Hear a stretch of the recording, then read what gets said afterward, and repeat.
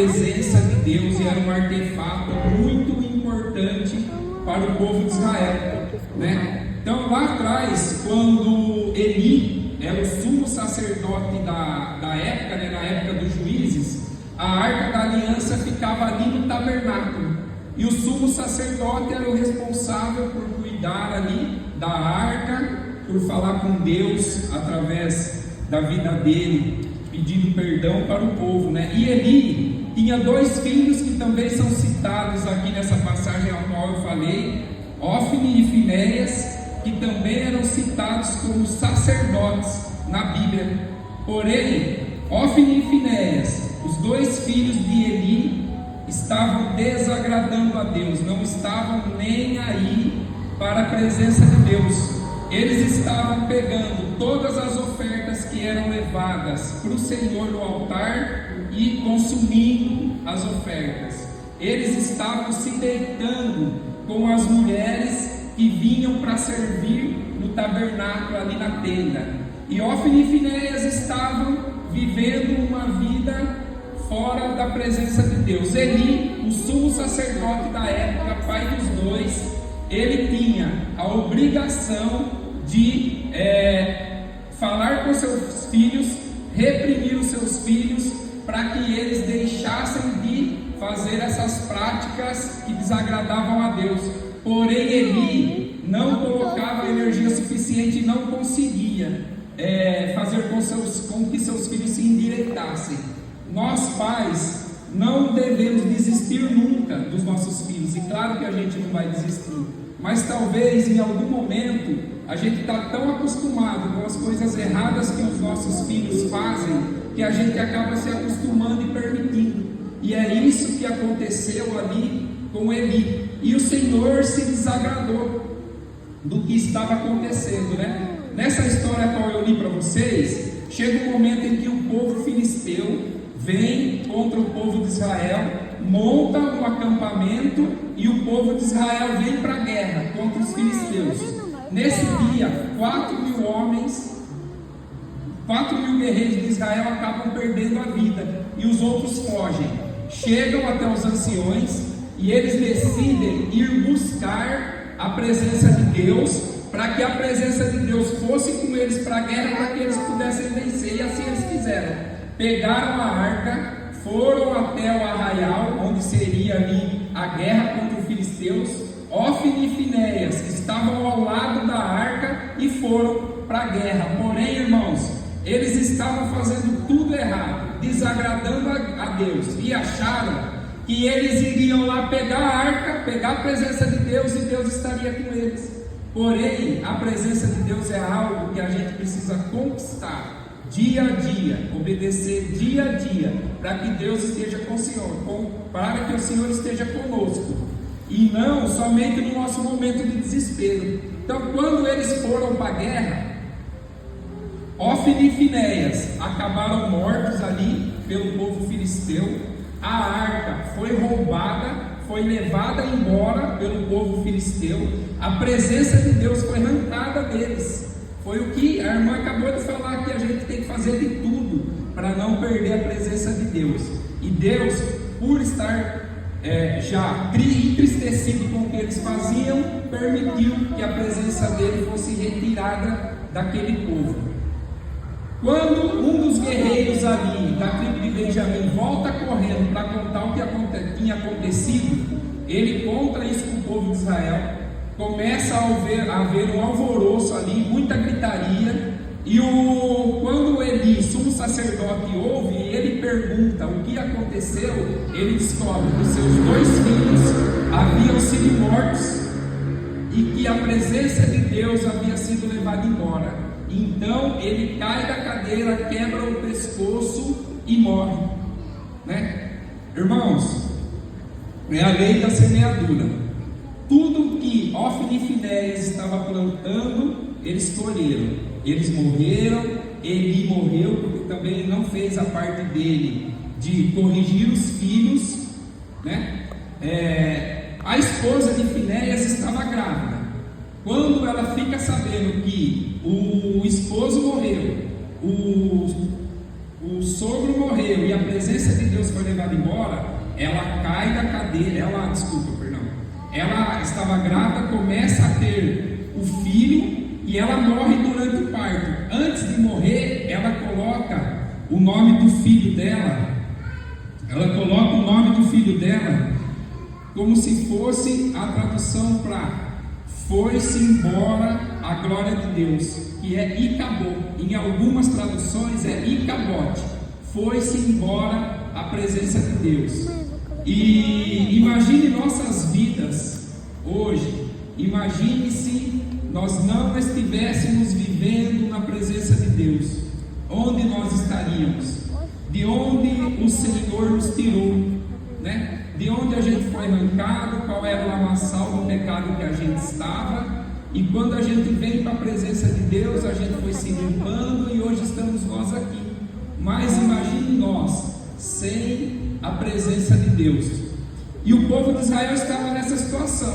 O povo filisteu pegou a Arca da Aliança, levou, festejou, porque havia vencido o povo de Israel, havia vencido o próprio Deus vivo. Eles eram adoradores de Dagon. Então eles pegam a Arca da Aliança, levam a Arca da Aliança até o templo de Dagon e colocam a Arca da Aliança aos pés da estátua de Dagon, para humilhar o povo de Israel, para humilhar o nosso Deus. E quantas vezes na nossa vida nós passamos por humilhações, por momentos difíceis, mesmo estando na presença de Deus, a gente passa por essas situações, pessoas tentando nos humilhar, talvez pela nossa condição, pela nossa classe social, talvez por estarmos morando na Zona Leste. Então, por muitas vezes passamos por humilhações, mas Deus não permite que a gente passe por humilhações. A tristeza pode durar uma noite, mas a alegria vem pela manhã. Então, quando a estátua fica em pé e o Senhor fica ali, a Arca da Aliança em frente à estátua durante a madrugada, os guerreiros do povo filisteu ouvem um barulho. Houve um barulho lá no templo de Dagon, e quando eles vão ver o que aconteceu, a estátua de Dagon estava caída, prostrada ao Deus de Israel. Todas as nossas frustrações, todas as nossas humilhações vão se prostrar perante o nosso Deus, em nome de Jesus, amados.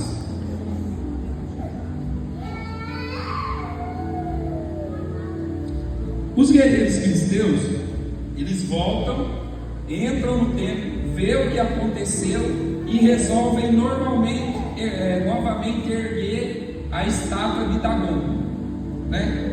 No outro dia, passa mais um dia, vira a madrugada e os guerreiros novamente eles ouvem um barulho lá dentro.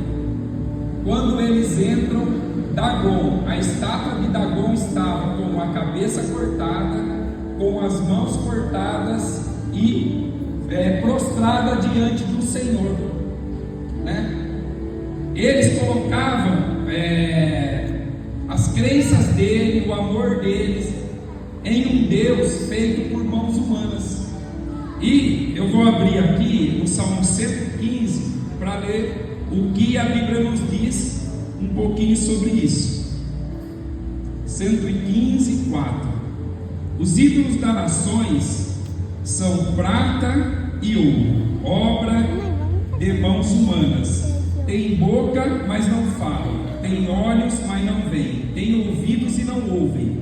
Tem nariz e não cheiram. Tem mãos e não apalpam. Tem pés e não andam. Som nenhum lhes sai da garganta.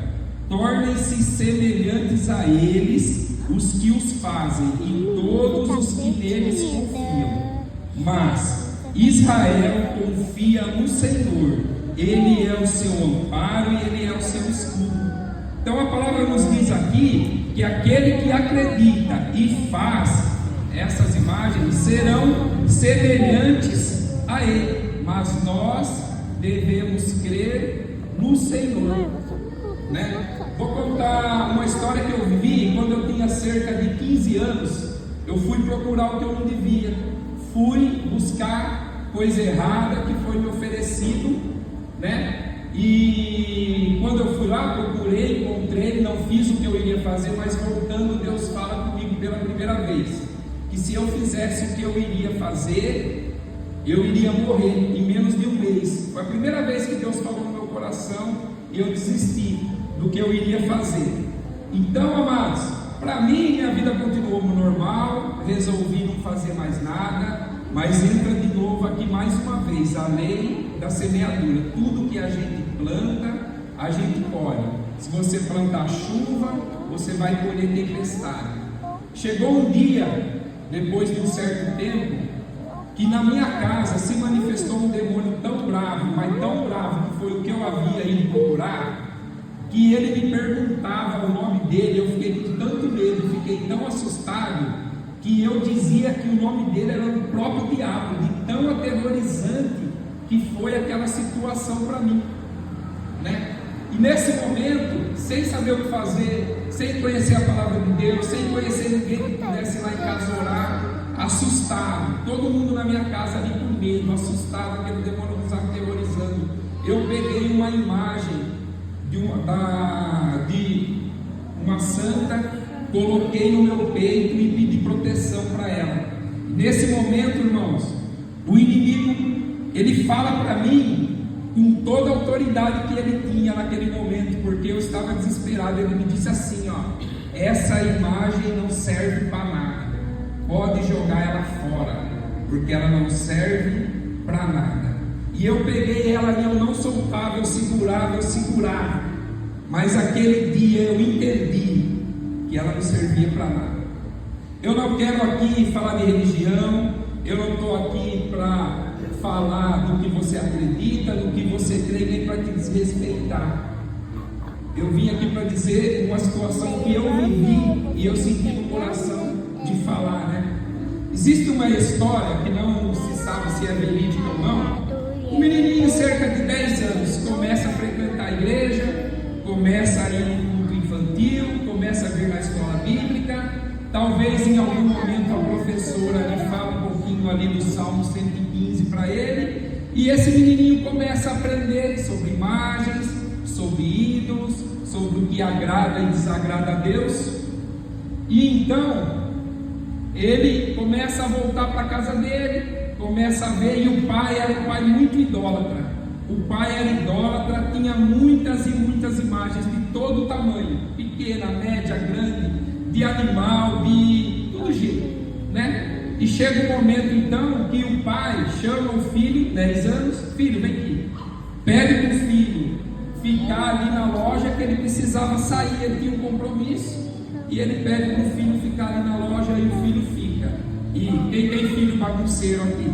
Quem tem filho que é sapeca, né? Aí o filho resolve fazer o que, irmãos? Quebrou todas as imagens do pai, quebrou tudo, quebrou, deixou só uma grandona lá no canto, deixou uma grandona lá com um cajado na mão, né? Um pedação de pau na mão. Quando o pai chega e vê aquela situação, o pai fica desesperado. Meu Deus, filho, o que você fez? E o filho diz: pai, não foi eu, foi aquela grandona ali, pai. Aí o pai olha para o filho e fala: não é verdade, ele não pode fazer nada, filho, ele não anda, ele não fala, ele não tem poder para quebrar nenhuma das outras, não foi ele. E o filho olha para o pai, e o pai, sem o filho dizer nada, ele entende que aquela imagem não podia fazer nada. E o pai percebeu o que o filho queria dizer para ele. Irmãos, só existe um Deus. A partir do momento que o véu se rasgou, a gente tem livre acesso ao Senhor. Nós temos que ter intimidade com Deus, falar diretamente com Deus. A gente não precisa pedir para alguém para que seja levado ao Senhor. Podemos pedir direto para o nosso Deus. Voltando para a palavra, quando os filisteus, acontece esse episódio com Dagon, passa um tempo, eles começam a ficar doentes, começam a ter tumores, ratos começam a invadir a cidade, muita peste, então eles começam a entender que a presença de Deus ali estava destruindo eles, porque a presença de Deus não deveria estar ali. E eles resolvem mandar a Arca da Aliança, a presença de Deus, para outra cidade filisteia, e acontece a mesma coisa. E manda para outra cidade, e acontece a mesma coisa, até que chega um momento que eles resolvem devolver a arca para o povo de Israel.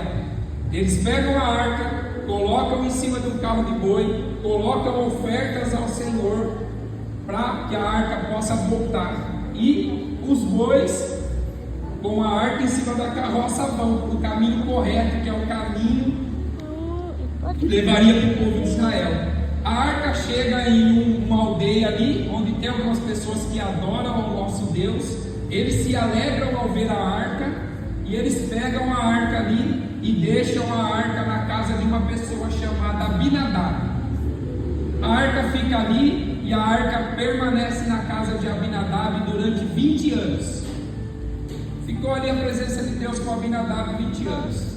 Do outro lado da história, o povo de Israel já não queria mais ser liderado por juízes. Eles queriam um rei para eles adorarem. Não queriam adorar a Deus a quem eles não viam. Eles queriam uma figura humana para poder liderá-los. Então Saul se transforma no primeiro rei de Israel. Saul é o primeiro rei. Saul acaba desagradando ao Senhor. Davi se torna rei. Neste momento que Davi se torna rei, Davi entende que a única forma do reinado dele dar certo era se ele fosse buscar a presença de Deus. E é isso que nós temos que entender aqui essa noite. Para dar certo, somente se formos buscar a presença de Deus, seja no nosso trabalho, seja no nosso casamento, seja no nosso empreendimento, seja no nosso emprego. Cara, só vai dar certo se Deus estiver no negócio. E Davi entendeu isso. Davi pegou, juntou seus guerreiros e foi até a casa de Abinadab. Chegou na casa de Abinadab, pegou a arca, coloca a arca em carros de boi novamente e começa a sua viagem de volta para Israel, na verdade para Siló ali, né? Para onde ele estava erguendo o seu reinado ali. No meio do caminho, os bois tropeçam, a arca ameaça cair, e um homem chamado Uzá toca na arca. Uzá era filho de Abinadab, e Uzá morre ali instantaneamente, porque nós não podemos tocar no Senhor. E Uzá, por um momento de irreverência, ele vai lá e toca na arca. A arca ficou lá na casa dele durante 20 anos, e eles não estiveram nem aí para a presença de Deus.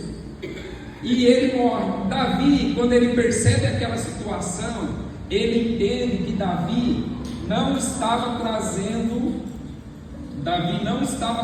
a presença de Deus para o povo de Israel, para a vida dele, da forma correta. Irmãos, nós precisamos trazer a presença de Deus na nossa vida corretamente, fazer a obra do Senhor corretamente, não de qualquer jeito.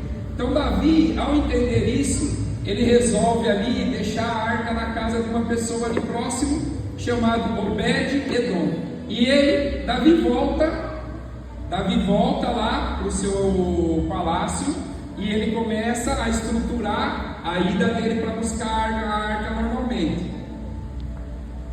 Obed-Edom, acredito eu, que ele ficou tão feliz com a presença de Deus na casa dele, que ele louvava, adorava, engrandecia, buscava ao Senhor, e ele foi tão abençoado pela reverência que ele tinha ao Senhor. Ele foi tão abençoado que lá no palácio e nas cidades circunvizinhas ali, eles começam a ouvir que Deus estava abençoando extremamente Obed-Edom.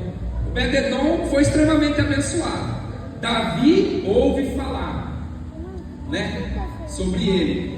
E antes de Davi vir buscar a arca, eu queria fazer uma pausa para te falar uma coisa. 20 anos a presença de Deus na casa de Abinadab e nada aconteceu. Talvez, irmãos, nós estamos aqui há 5, 10, 15, 20 anos na casa de Deus. Deus está aqui. Mas se nós não tivermos reverência e não tratarmos a presença de Deus da forma que tem que ser tratada, não vai ter mudança na nossa vida. Obed-Edom, em 3 meses, ele foi tão abençoado, e eu não estou só falando de vida financeira não, falando de todas as áreas da nossa vida, familiar, ter paz. Obed-Edom, ele entendeu o que ele precisava fazer para ser abençoado. 20 anos na casa de uma pessoa não mudou nada, 3 meses transformou a vida de Obed-Edom. E a partir do momento que o Senhor chega na nossa casa, tem que haver transformação. Nós não podemos ser a mesma pessoa que nós éramos lá no passado. Eu não posso ter as mesmas reações que eu tinha lá no passado, quando uma pessoa me fechava, quando alguém falava algo que me desagradava. Eu não posso, eu tenho que haver transformação. Se a presença de Deus estiver verdadeiramente na nossa vida, nós temos que nos transformar em uma nova criatura. Davi, ele, amados, é uma história muito conhecida, a história de Davi. E eu sei que se eu perguntar aqui quem se identifica com Davi, quem gosta de Davi, qual é o seu personagem preferido na Bíblia, muita gente vai erguer a mão aqui e dizer: eu gosto de Davi. Talvez porque Davi, quando novinho, matou urso, talvez porque Davi matou leão, porque talvez Davi matou Golias. Cara, muita coisa Davi fez, e isso é importante.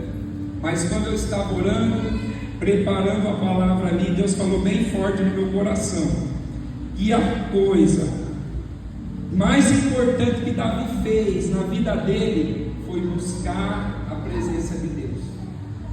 Não importa nada que a gente faça na nossa vida, se não for para buscar, se não for para trazer de volta a presença de Deus, o restante nada importa. Não importa mais. E Davi entendeu isso. Ele ser rei não mudava nada para ele. Ele tinha um coração segundo o coração de Deus, e ele entendia que ele precisava ir buscar a presença de Deus.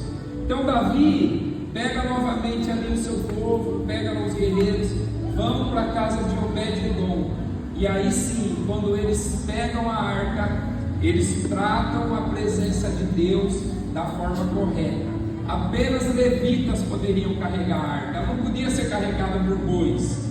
E então Davi, ao retornar para o palácio, Davi dá 6 passos, a arca sendo levada pelos levitas, e ele sacrifica ao Senhor em adoração. Talvez antes ele queria voltar rápido. Eu quero voltar logo para o palácio, levar a arca para todo mundo ver, levar a presença de Deus para todo mundo ver que a presença de Deus é conosco.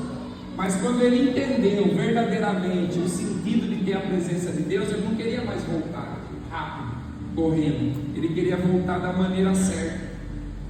Ele dá 6 passos e sacrifica.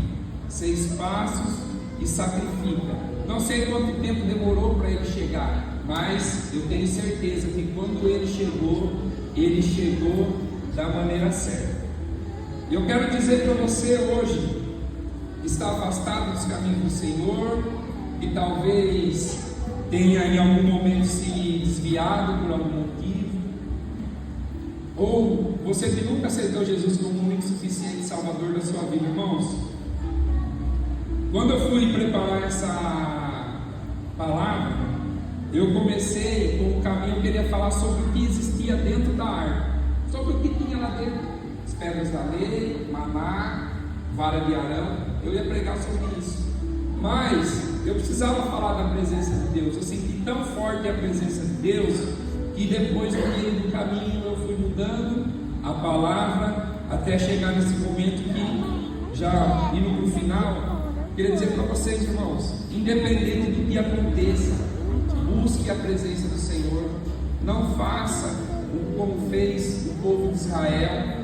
Não deixe que a presença de Deus seja levada para longe. Não viva sem Deus. Quem seria nós sem a presença do nosso Pai? A aquele que tudo pode. Amém, irmãos? Essa é a palavra que Deus colocou no meu coração. Uma salva de palmas para o Senhor.